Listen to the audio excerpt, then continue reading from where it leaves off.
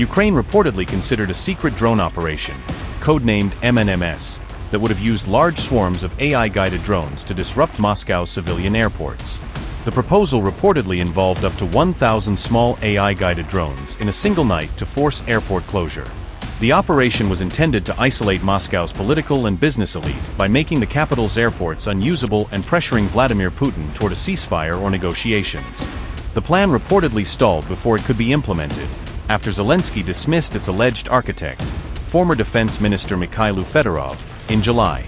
The AI drone swarm could endanger civilian aircraft and airport workers, creating unacceptable risks of civilian casualties. Ukraine reportedly considered a plan to disrupt civilian air traffic over Moscow using swarms of AI-guided attack drones, according to The Atlantic.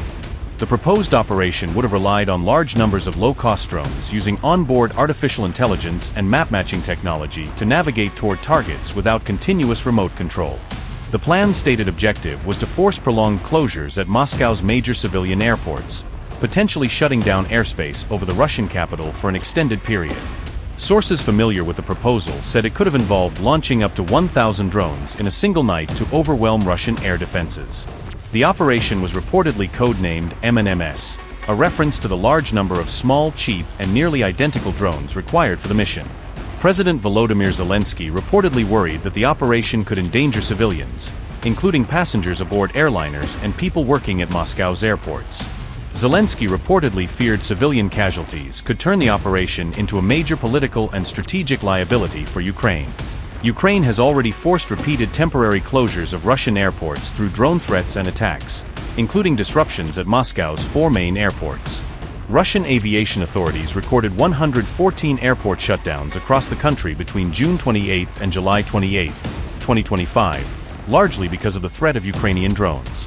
Moscow's 4 main airports accounted for at least 17 of those closures, showing how drone threats have repeatedly disrupted civilian aviation around the Russian capital. The proposed use of AI-guided drones raised serious questions about human control, target identification, and the risk of fatal targeting errors near civilian aviation. Planning reportedly stopped in July after Zelenskyy dismissed the operation's alleged architect, then Defense Minister Mikhailo Fedorov. Fedorov had helped develop Ukraine's drone program and was reportedly central to the plan to use AI-enabled swarms against Moscow's airports. A new Ukrainian defense leadership could potentially revive the proposal, although developers said rebuilding the program could take several months.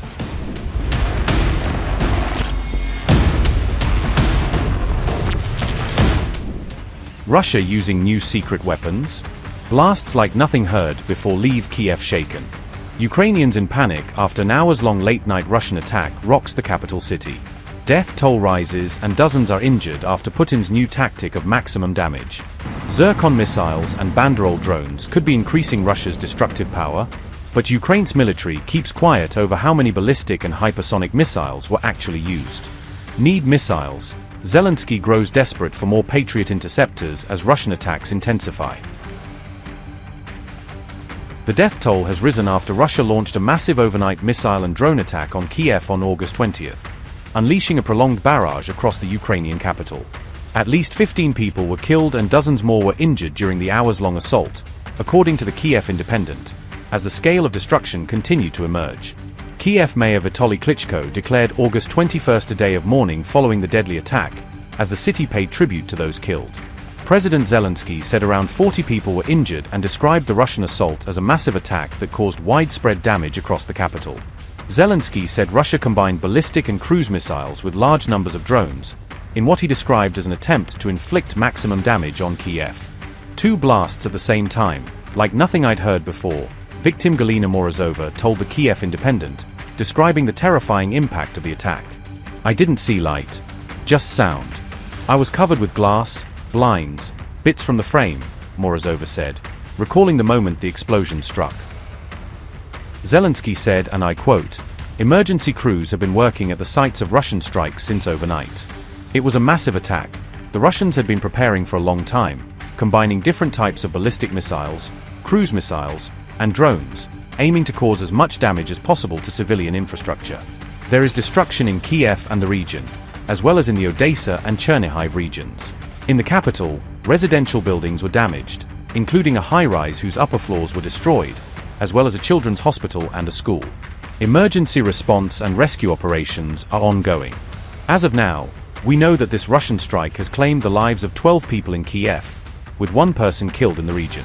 My condolences to all the families and loved ones. Around 40 more people were injured.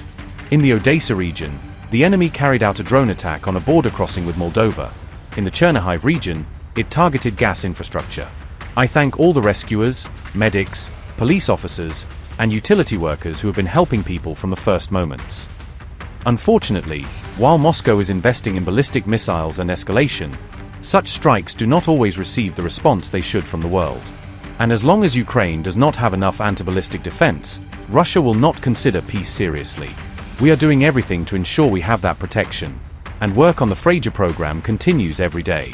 But Patriot interceptors cannot yet be replaced, and we need them every day. Every additional missile saves the lives of our people. I thank everyone who understands this and is looking for and finding ways to help." Unquote. Ukraine's Air Force said Russia launched 44 cruise missiles, 2 Banderol drones and 168 Shah drones during the massive overnight barrage.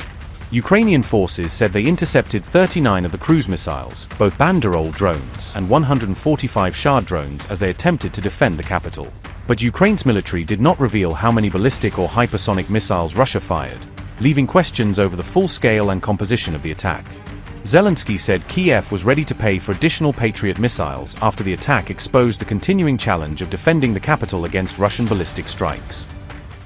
Шановні українці, українки, значну частину дня сьогодні у Києві і в області, в Борисполі, Броварах тривали роботи після російського удару. Комбінований був удар, багато балістики, крилатих ракет, були дрони.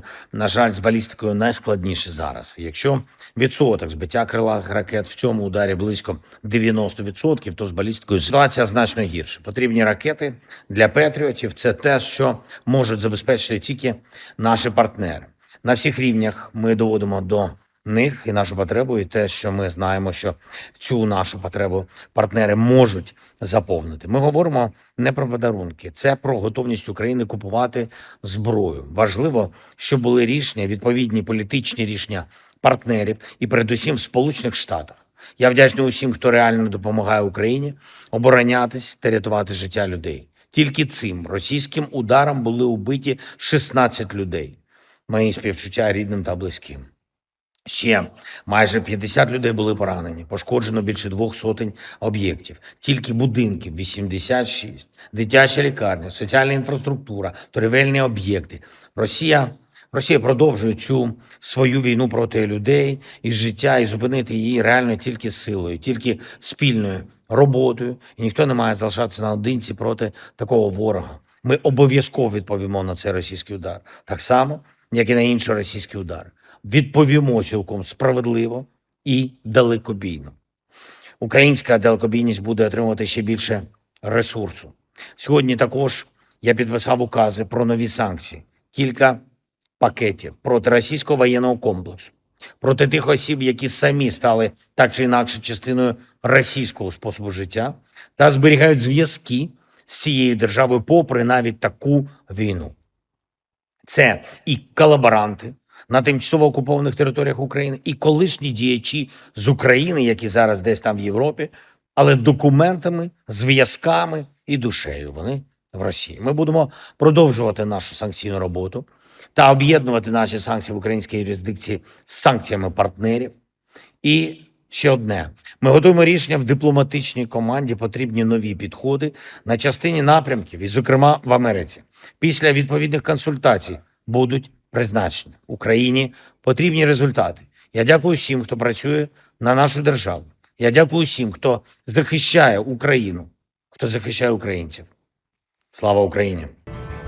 Russia struck Ukraine's national police headquarters in Zhytomyr with S-8000 Banderol drones on August 19th, marking another major attack on a Ukrainian city.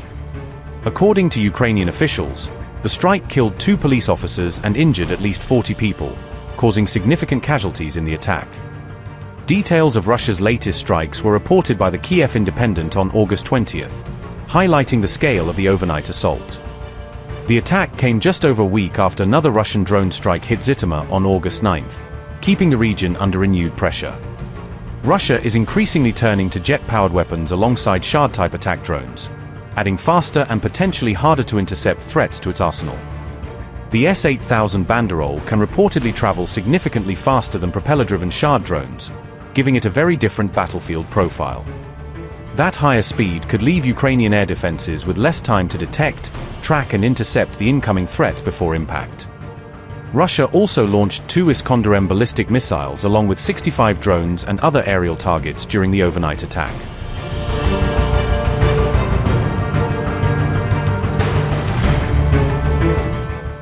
Just hours later, Russia launched another ballistic missile attack against Kiev after midnight on August 20th, sending the capital into another night of panic. The strikes killed 2 people and injured at least 12 others, according to Ukrainian authorities, as explosions were reported across the city. Multiple blasts shook Kiev as missiles struck targets or debris fell across several districts, leaving damage and fires in their wake. Residential buildings were damaged in the barrage, while fires broke out at several locations across the Ukrainian capital.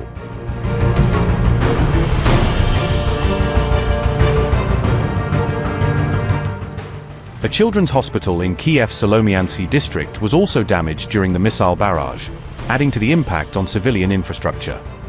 Windows were blown out and cars caught fire on the hospital grounds, according to city officials, as the attack spread damage across the area.